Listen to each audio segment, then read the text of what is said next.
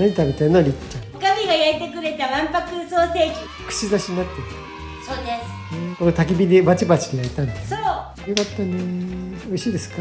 美味しい。なかなかないよね。食べてみるよ、りっちゃん。清里からレポート終わります。マイクを戻します。どうぞ。何を飲んでるんですか？かけを見せてください。おお、どうですか、焼き具合は。あ、博多で絶好と受けいいかな。いいと思うでしょ。みーです。清里からお送りしました。